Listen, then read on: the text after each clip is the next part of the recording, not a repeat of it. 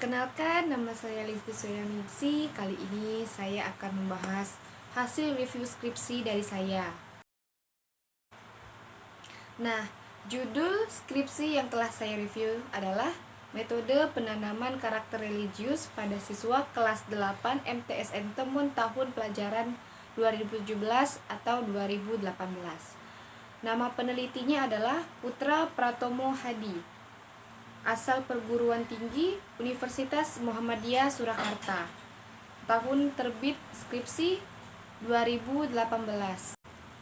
Oke, kita langsung masuk ke bab 1, yaitu pendahuluan. Nah, yang pertama, permasalahan yang terjadi di tempat penelitian dari skripsi yang telah saya review itu adalah mayoritas penduduk Indonesia memiliki agama. Akan tetapi Indonesia mengalami krisis karakter. Itu terbukti dengan banyak permasalahan di Indonesia yang melanggar peraturan yang sudah dibuat. Tidak disiplin terhadap waktu, suka membolos, menyontek, mencuri, pergaulan bebas, hamil di luar nikah, dan perilaku negatif lainnya. Dengan hal itu, maka diperlukan penanaman karakter religius melalui pendidikan. Pendidikan merupakan lembaga yang bertujuan untuk membina moral, sikap, dan membentuk perilaku siswa menjadi lebih baik. Nah, MTS Temon merupakan salah satu lembaga pendidikan yang berada di daerah pedalaman pedesaan. Akan tetapi, sekolah tersebut sangat mengutamakan anak didiknya hidup sesuai dengan ajaran agama Islam dengan cara melakukan kegiatan-kegiatan keislaman seperti sholat duha, membaca Al-Quran, menghafalkan Al-Quran, sholat zuhur berjamaah, berdoa, dan lain sebagainya. Nah, kemudian alasan penulis memilih MTSN Temon sebagai tempat penelitian adalah karena walaupun lokasi MTSN Temon berada di daerah pedesaan yang jauh dari kota, akan tetapi sekolah tersebut memiliki kualitas yang baik, terbukti dengan prestasi yang didapatkan di MTSN Temon tersebut. Seperti juara lomba hafiz pada tingkat kabupaten dan tingkat kecamatan, dan memiliki target hafalan Al-Quran bagi program reguler 1 juz dan program unggulan 2 juz. Semua siswa di MTSN Temon beragama Islam, memiliki pelajaran agama dan kegiatan keislaman yang lebih banyak dibandingkan sekolah yang umum, sehingga memungkinkan kualitas karakter religius para siswa MTSN Temon yang lebih baik dibandingkan dengan sekolah lainnya. Slide selanjutnya itu tentang screenshot paragraf yang memuat data pra-penelitian yang terdapat di latar belakang. Bisa kalian lihat di layar yang sudah saya tampilkan. Oke, selanjutnya pertanyaan penelitian dan tujuan penelitian. Nah, pertanyaan penelitian yang pertama yaitu apa saja metode penanaman karakter religius yang dilakukan guru PAI pada siswa kelas 8 MTSN Temon. Yang kedua itu apa saja metode penanaman karakter religius yang dilakukan guru BK pada siswa kelas 8 MTSN Temon. Yang terakhir yaitu bagaimana hasil penanaman karakter religius pada siswa kelas 8 MTSN Temon. Nah, adapun tujuan penelitiannya yang pertama, untuk mengetahui apa saja metode penanaman karakter religius yang dilakukan guru PAI pada siswa kelas 8 MTSN Temon. Yang kedua, untuk mengetahui apa saja metode penanaman karakter religius yang dilakukan guru BK pada siswa kelas 8 MTSN Temon. Yang terakhir, tujuan penelitiannya adalah untuk mengetahui hasil penanaman karakter religius pada siswa kelas 8 MTSN Temon. Nah, selanjutnya itu ada manfaat penelitian. Yang pertama, secara teoritis, yaitu penelitian ini diharapkan dapat menambah hasanah keilmuan terutama pada bidang ilmu pendidikan agama Islam mengenai penanaman karakter religius. Yang kedua, ada secara praktis, Nah, diharapkan penelitian ini dapat memberikan kontribusi pemikiran mengenai metode penanaman karakter religius. Hasil penelitian ini dapat digunakan sebagai bahan masukan dan evaluasi khususnya pada guru pendidikan agama Islam dan guru bimbingan konseling. Menurut saya, manfaat penelitian ini harusnya peneliti lebih rinci atau lebih merincikan lagi manfaatnya, seperti manfaat secara teoritis, ada pembagiannya lagi, pun dengan manfaat secara praktis ada pembagiannya juga. Oke, kita masuk ke bab 2 tentang kajian pustaka. Di sini ada landasan teori. Nah, yang saya lihat teori yang dikaji tentang guru. Sub teorinya yang pertama guru pendidikan agama Islam. Sumber kutipannya itu Janawi, kompetensi guru Citra Guni Profesional, Bandung, Alfabeta 2011, halaman 100. Nah, kemudian ada kompetensi guru pendidikan agama Islam, yaitu sumber kutipannya itu Jamal Makmur Asmani. Kompetensi guru menyenangkan dan profesional, Yogyakarta, Powerbox 2009, halaman 42. Yang terakhir, guru bimbingan dan konseling. Sumber kutipannya itu Muhainin, pemikiran dan aktualisasi pengembangan pendidikan Islam, Jakarta, PT Raja Grafindo 2011, halaman 189.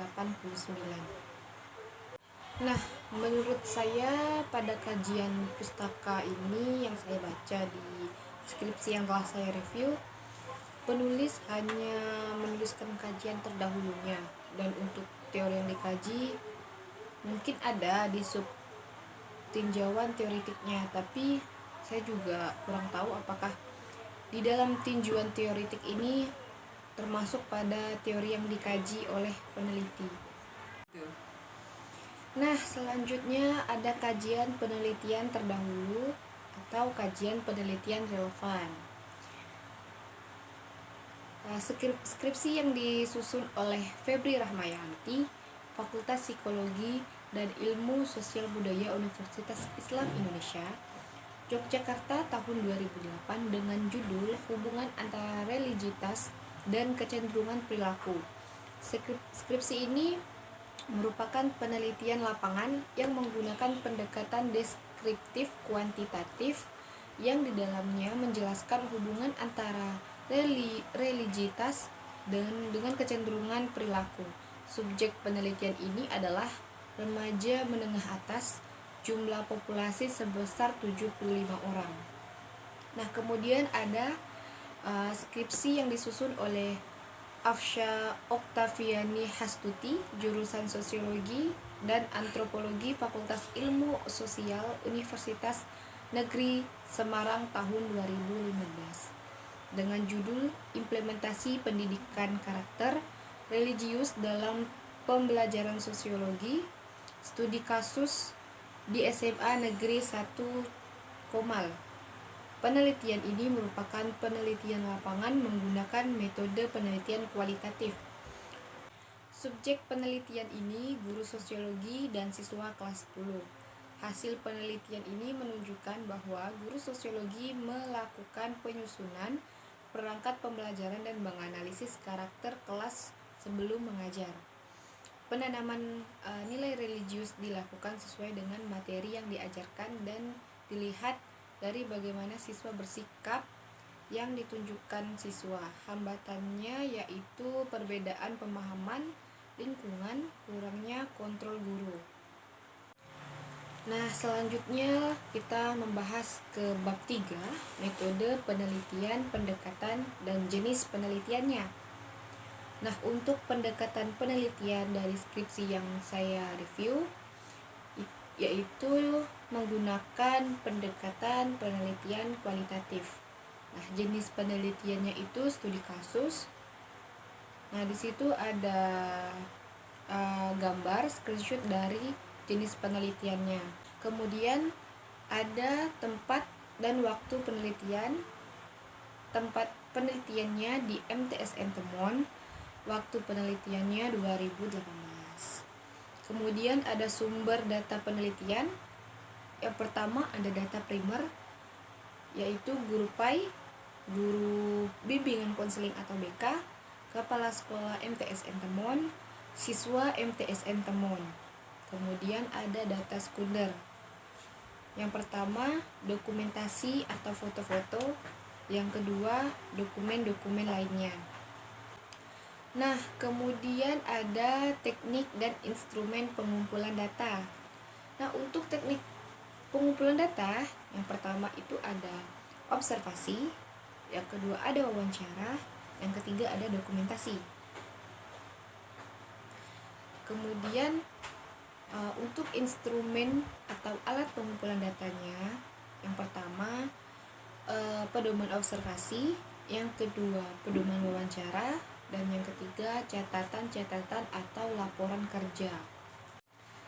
Nah, kemudian saya menampilkan tabel yang mungkin teman-teman bisa lihat dan bisa teman-teman baca.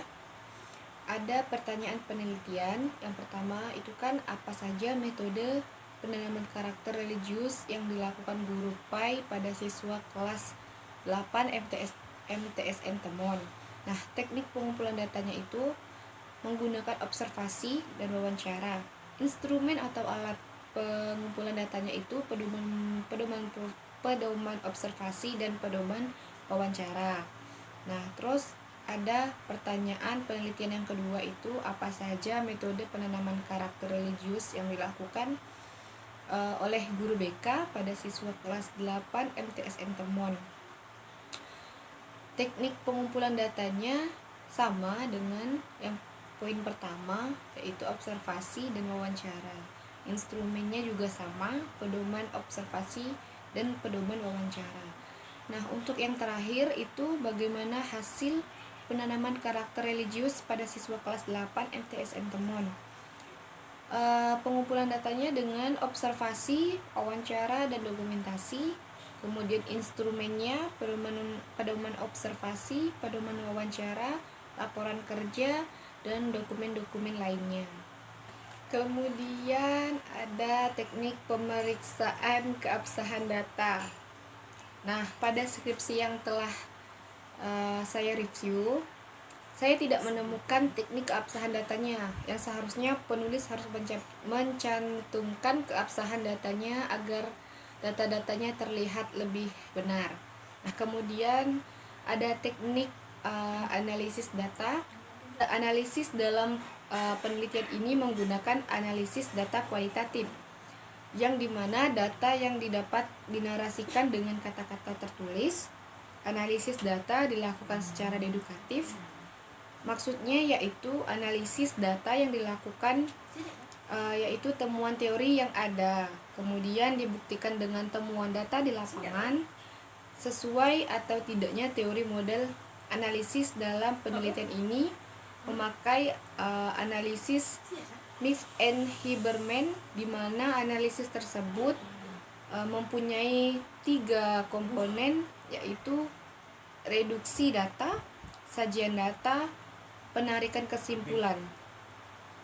Nah, pendapat saya dengan teknik analisis data tersebut, berikan sedikit penjelasan tentang teknik yang diambil oleh peneliti, dan seharusnya pada keabsahan data harus dijelaskan atau ditulis agar data yang dikeluarkan itu benar.